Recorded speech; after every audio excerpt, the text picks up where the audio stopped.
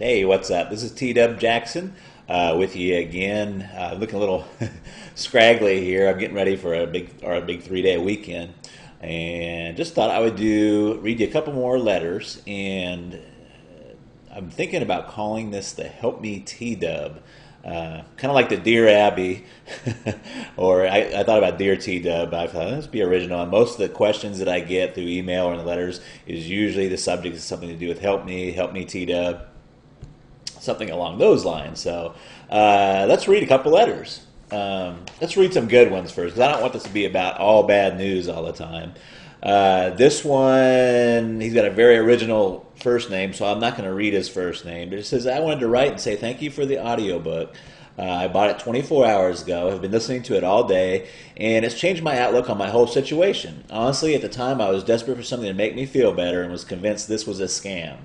I can tell you I have not even read the book because the audio material is fantastic. Each time I start to get down about things, I listen to one of the chapters, and I feel like I can move on with my life. That's a great letter. He's talking about the audiobook. It's an add-on. You get the textbook, and if you want the audiobook, you can get that as well. But that's what he's listening to. Let's do another one here right quick. This one's really short. It's from Tommy. His subject is Hell Yes. It says, TW, I got my wife and kids back. I do not know how to tell you thank you. Please get back with me. I got so much happiness in me. You help if you need my help. I will tell everyone. Then it says, Tommy, P.S. I tell my story to everyone. Tommy, that's great, and that's why I'm doing this. So let's get on to a question from one of my customers, and I'm hoping this will help you out. Okay, this one is from Rob, and Rob's subject line says, bought book, used strategy, and guess what?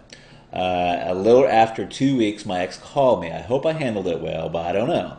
We had a nice, light conversation for about 45 minutes. Yikes.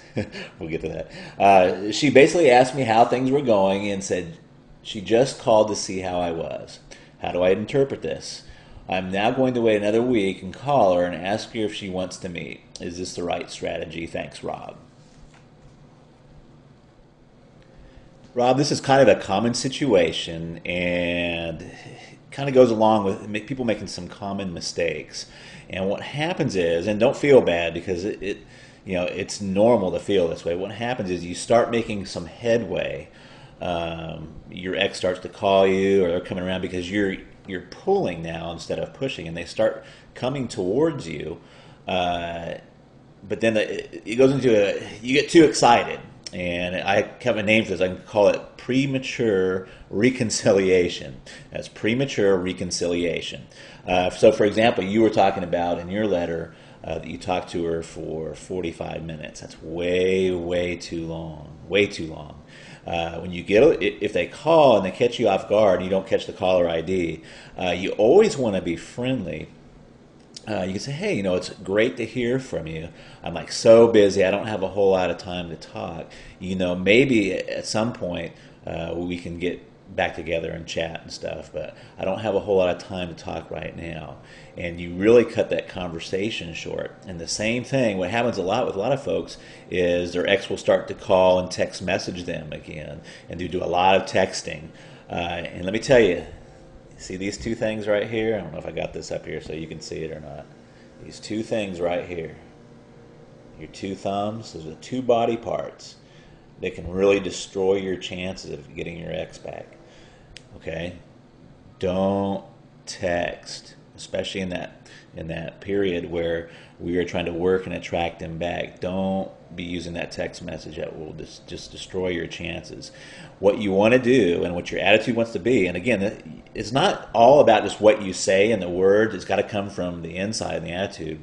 But you want to be at a point where you're saying, hey, I'm taking some time for myself. I agree with the breakup, and let's just get some space. And I love hearing from you. It's great to hear from you, but let's take some time, and then we can talk.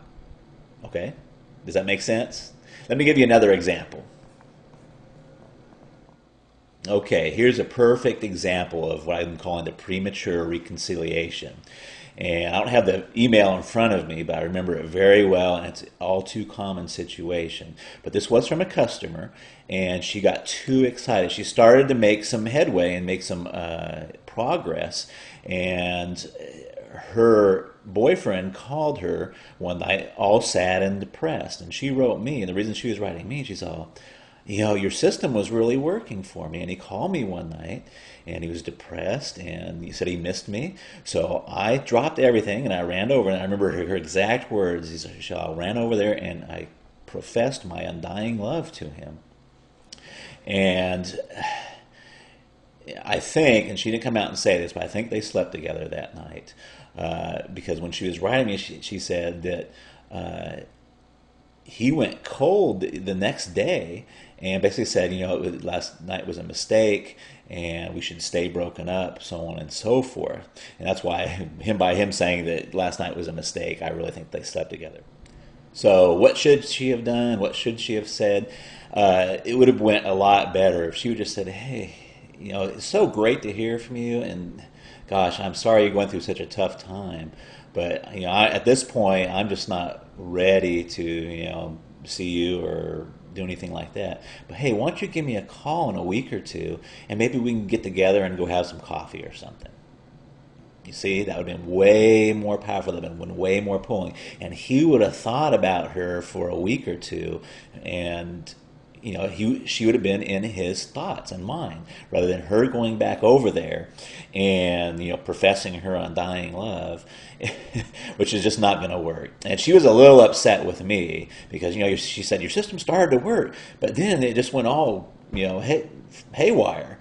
Well, and I just told her, darling, where in the system does it say to run over there and profess your undying love? It really doesn't say that anywhere in the system. And she knew I was right, and we emailed back and forth. And I think we did get her straightened around there. But you want to really be careful that you don't get too excited. In the system, there are very powerful techniques and methods for them to get them to call you and to start pursuing you. But you have to be careful of the premature reconciliation. So, don't talk to him for 45 minutes on the phone. Don't let these two body parts ruin your chances there. Be cool, be aloof, let them chase you a little bit. Always be a little bit hesitant. If they call you up, that 2 weeks that goes by, if he calls her up and says, hey, you said to call you up in a couple of weeks, let's go have coffee. Always be a little unsure. Maybe, that kind of sounds good. When would you like to do it? Don't just be rushing in there. Women are better at this than men are. But, don't get too excited. Don't fall victim to premature reconciliation.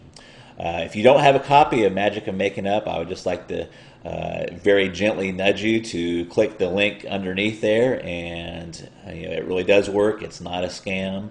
And I am very involved in trying to help folks get their exes back, save families, and save relationships. Great talking to you, and stay tuned for the next edition of Help Me T-Dub. Thanks.